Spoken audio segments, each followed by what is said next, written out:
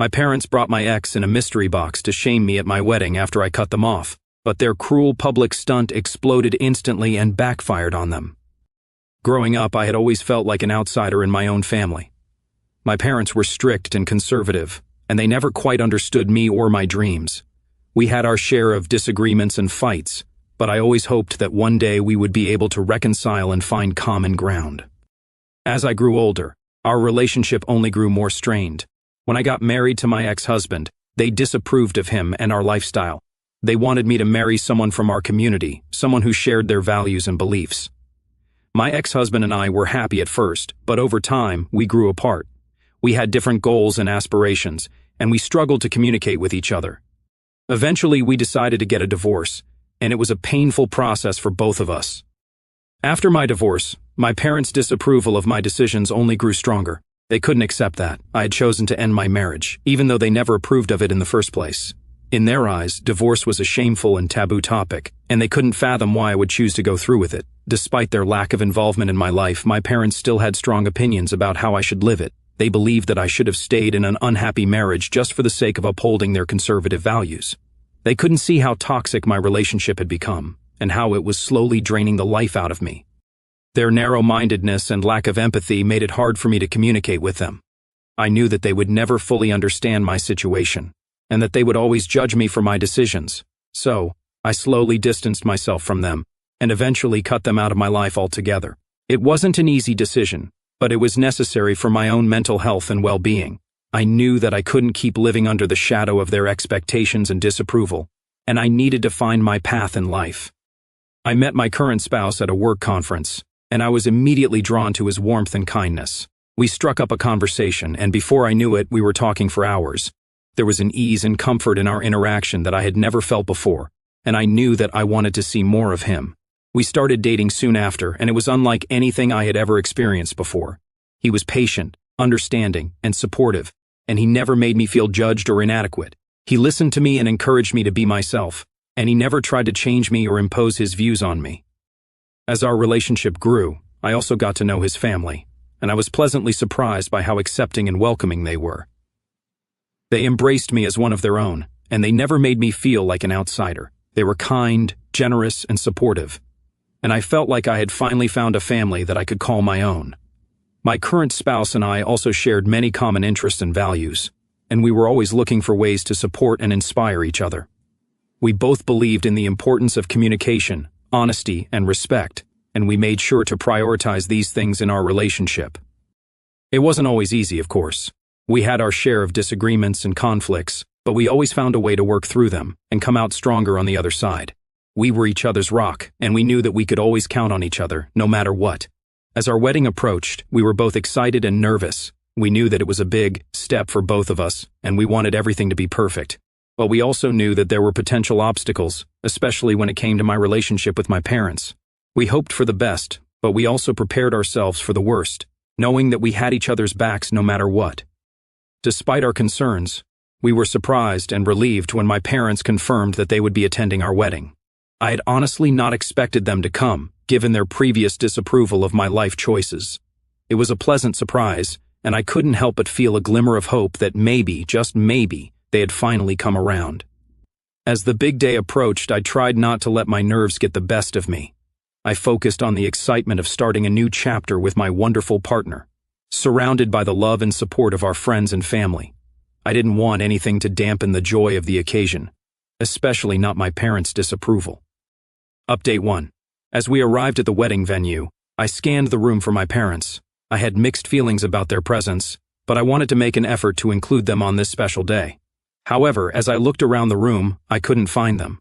When I didn't see them at the ceremony, I thought they weren't going to come, but they showed up late at my wedding reception. I saw them walking towards me with someone unexpected, my ex-husband. My heart sank as I realized what was happening. My parents' presence was expected, but I never imagined they would bring my ex-husband to my wedding.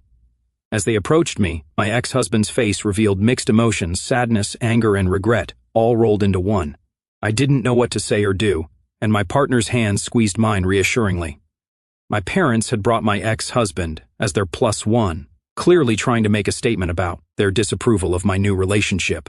I tried to remain composed, but inside I was seething with anger and frustration.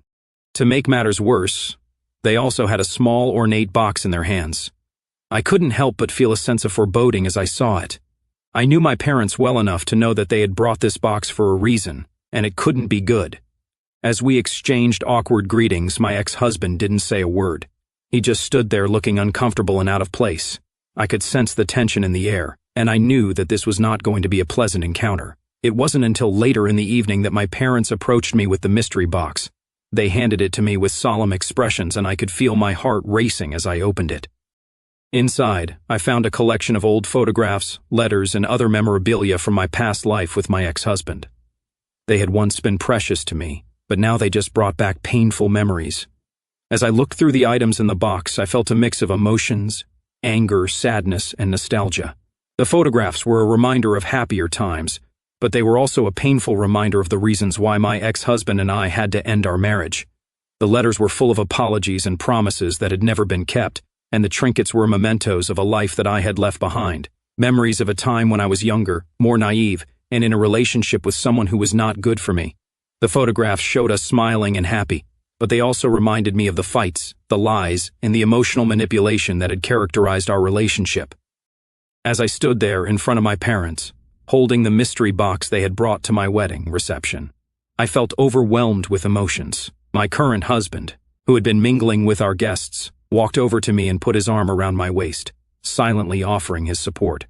I took a deep breath, trying to maintain a sense of composure despite the turmoil inside me. My current husband must have sensed my distress, as he pulled me closer to him and whispered words of comfort in my ear. As I turned my head to look at him, I could see my parents' expressions change.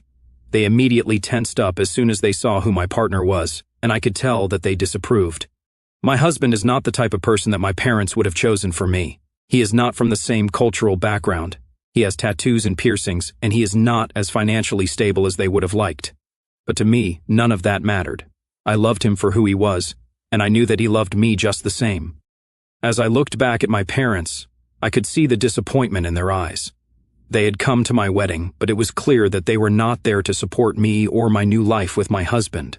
Instead, they were holding on to the past, trying to remind me of a life that I had moved on from.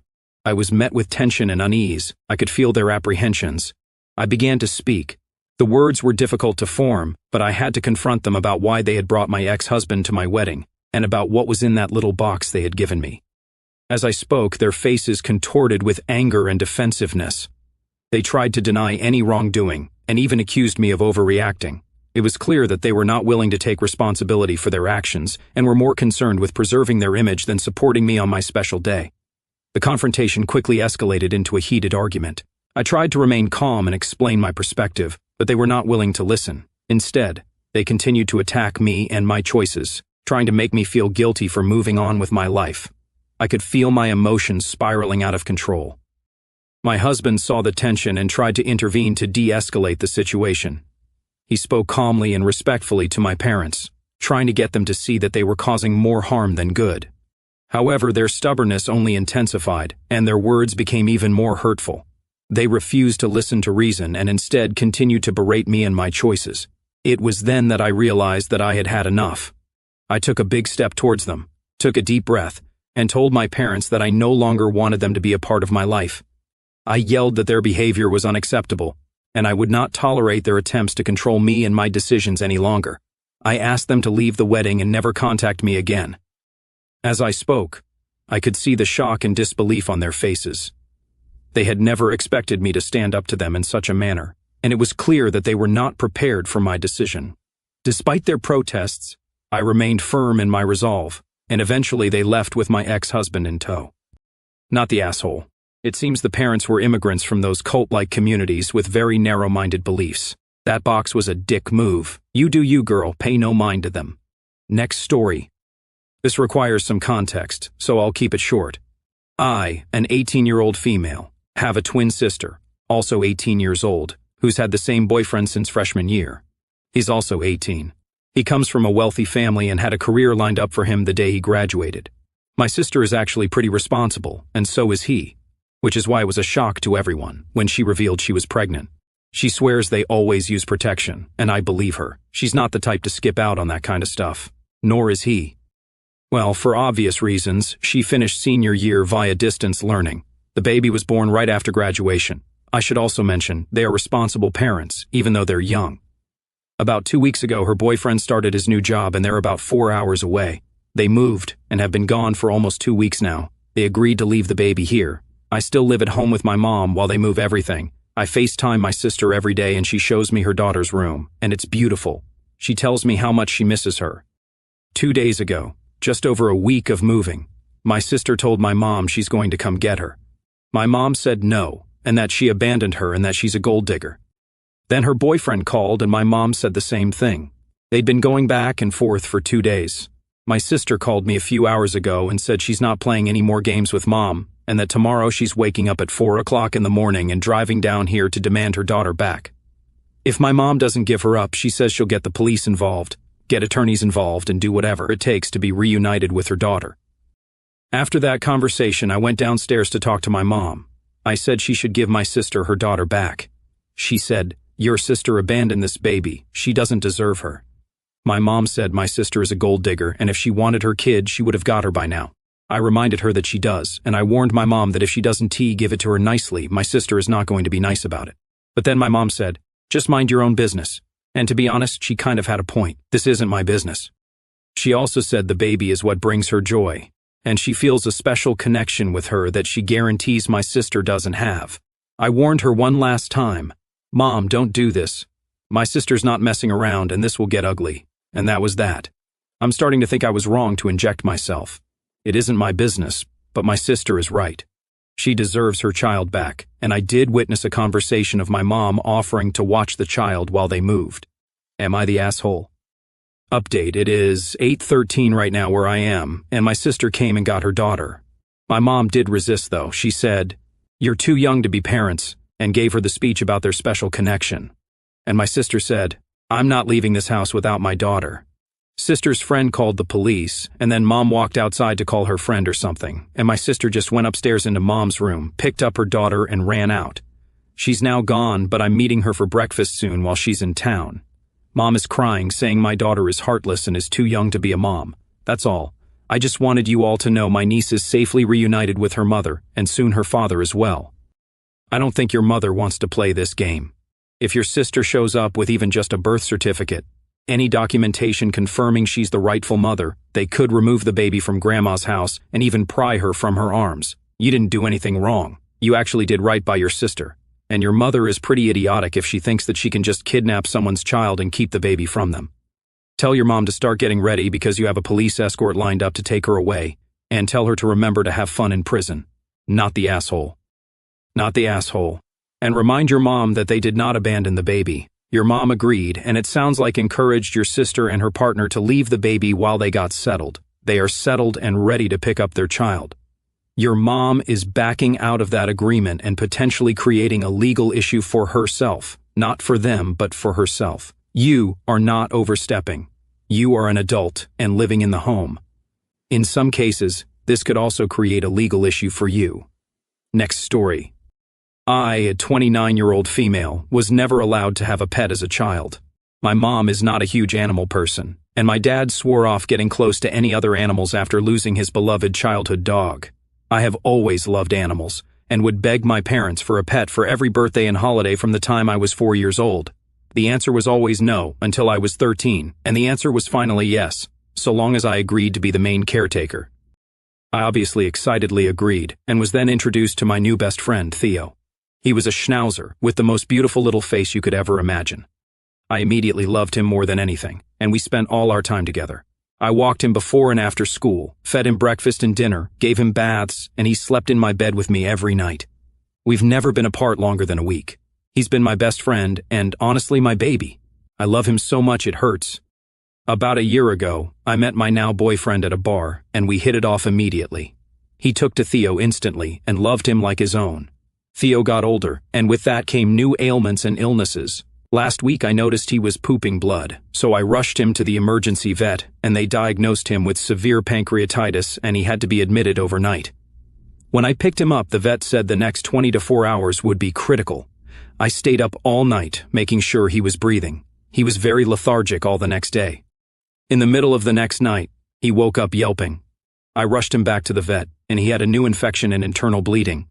They said they could do surgery, but at his age, the risk of him dying in the surgery was very high.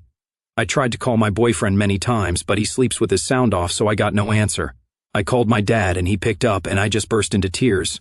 My dad comforted me and told me to do what I thought was best, but in his opinion, Theo shouldn't live in pain, and it would be better to be with him when he passed than let him die alone in surgery. I made the decision. It was best for Theo to put him to sleep peacefully. It was the hardest thing I've ever had to do. I held him the whole time. It was so fast. I immediately vomited when I got home. I laid on the floor with his toys and just sobbed until morning. My boyfriend rushed over when he woke up and saw my messages. He came in and said, "Did you really do it?" I just nodded yes, and he got angry. He started saying things like, "How could you do that to him? And he trusted you. He thinks I should have gotten a second opinion and tried the surgery. He says I abandoned him when he needed me most." I feel like I did too. I let my baby down, and I took his life from him. He's also mad I didn't try harder to reach him. I don't know, maybe I should have waited. But my baby was in pain, and I just wasn't thinking about anything else. I miss Theo so much it hurts to breathe sometimes, and I don't know if I did the wrong thing. Edit. Thank you all so much. I'm sorry for not responding to more comments. I've been overwhelmed with emotions these past couple of weeks, and I'm finding it hard to respond to people, even in my everyday life. Your reassurance and support has meant so much to me after losing Theo, and it's what I should have gotten from my boyfriend from the start. I'm going to go visit and stay with my parents for a couple of weeks just to get away, and I think that will also help me clear some things up in my mind. Again, I appreciate all the support, and I'm sorry so many of you relate to this pain. Not the asshole. This is the hardest decision any pet owner has to make regarding their pet, and there's no right answer. Dogs are remarkable at hiding pain, so it's likely that he was suffering more than he let on. If you went through with the surgery, it likely would have only bought him a few months, and that time wouldn't have necessarily been pleasant. He also might have died during surgery. It sounds like you did the right thing by your longtime best friend. He wouldn't want you beating yourself up over it. While your boyfriend's response to you is not good at all, I can understand that he's grieving. But he owes you an apology, and he needs to trust you with making the best decision regarding your dog. If he can't do that, there's no way you can have a future together with kids. Not the asshole.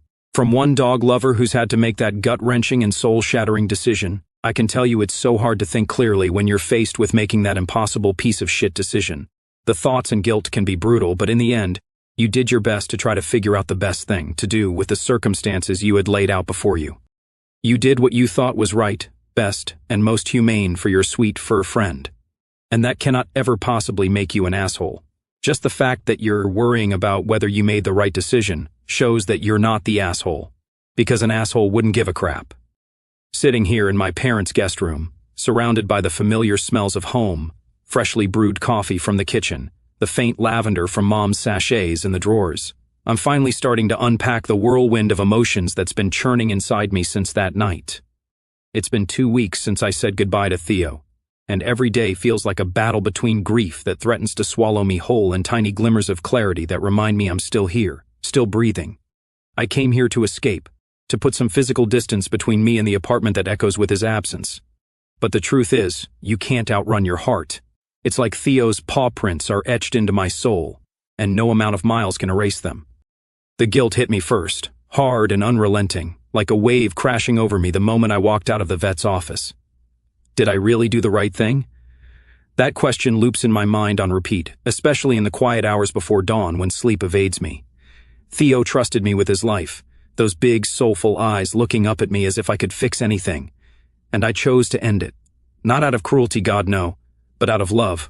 Or at least that's what I keep telling myself. The vet's words echo too. Severe pancreatitis, infection, internal bleeding. Surgery was a gamble, a high-risk shot at maybe a few more months, but at what cost? Watching him suffer through recovery, hooked up to machines, yelping in pain? No, I couldn't do that to him. He was 14, old for a schnauzer, and he'd given me everything. Unwavering loyalty, those silly zoomies around the living room, the way he'd curl up against my side during thunderstorms like I was his protector. In the end, I had to be his. Holding him as the vet administered the injection, that moment is seared into my memory. His little body went limp in my arms, and it felt like a piece of me died with him. I remember stroking his soft fur, whispering how much I loved him, how he was the best boy anyone could ask for. The room blurred through my tears, and when it was over, I just sat there on the floor, cradling his empty shell, unwilling to let go.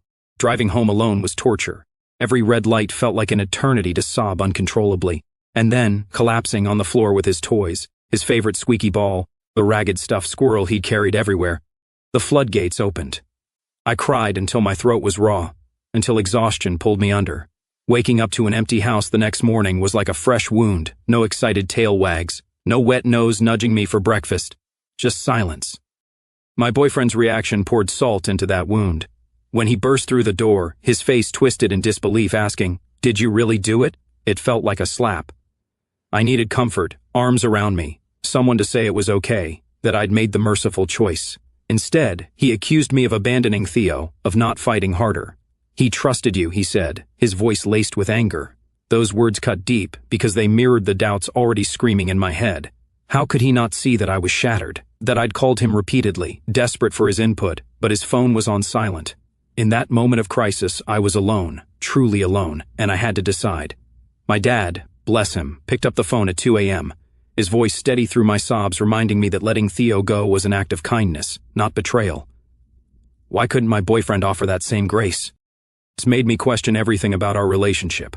We met at that bar a year ago, and it was electric. Laughter, shared dreams, and from day one, he adored Theo. He'd play fetch with him for hours, call him our little man. But this anger feels like a betrayal of its own. Is he grieving too, lashing out because he loved Theo? Maybe. But his words linger, making me feel like a monster. I've replayed the scenario 1,000 times. What if I'd waited for him? What if I'd pushed for a second opinion? But Theo was yelping in agony. Time wasn't a luxury.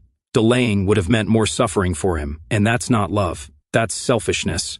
Still, the what-ifs haunt me, especially when I see couples walking their dogs in the park or scroll through old photos on my phone. Theo as a puppy, all fluff and energy.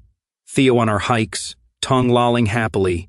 Theo in his last days, still trying to wag his tail despite the pain. Coming to my parents' house was a lifeline. Mom wrapped me in a hug the moment I arrived. No words needed, just that maternal warmth I'd craved. Dad, ever the quiet strength, sat with me on the porch, sharing stories of his childhood dog, the one that broke his heart all those years ago. "You didn't let him down, kiddo," he said, his eyes misty. "You set him free." Hearing that from him, the man who'd sworn off pets after his loss, eased something in me. We've spent evenings looking through albums, laughing at Theo's antics captured in snapshots. It's bittersweet. Joy tangled with sorrow, but it's helping. The support from online strangers, too, has been a balm. Reading comments assuring me I'm not the asshole, that I chose humanity over prolongation, has quieted the self-doubt a fraction. So many have walked this path, made this impossible choice, and emerged scarred but certain it was right. Yet, the grief ebbs and flows unpredictably. Some days I manage a smile, go for a walk, focus on work. Others, like today, it crashes over me anew. I miss the routine, his clicks on the hardwood floor, the way he'd beg for scraps at dinner, his snores lulling me to sleep. The apartment feels hollow without him, his bed still in the corner untouched. I've thought about adopting, again, but it's too soon, the wound is too fresh. Instead, I'm channeling the love I had for Theo into self-care, therapy sessions where I unpack the guilt, journaling my memories so they don't fade, even volunteering at a local shelter when I'm ready. It's a way to honor him, to keep his spirit alive. As for my boyfriend, the space here is giving me perspective. His reaction revealed cracks, a lack of empathy in crisis, an unwillingness to trust my judgment. If he can't support me through this, how would he handle bigger storms? Kids, illnesses, life's curveballs. I've texted him sparingly, needing time to process. Part of me hopes he apologizes, realizes grief made him harsh. But another part wonders if this is a sign to move on, to seek someone who stands by me unconditionally, like Theo did. In the end, Theo taught me about pure, selfless love. He was there through heartbreaks, moves, late nights, never judging, always present. Losing him feels like losing a child, a piece of my youth. But in his memory, I'm learning to forgive myself. He wouldn't want me wallowing. He'd want me chasing joy, tail wagging in spirit.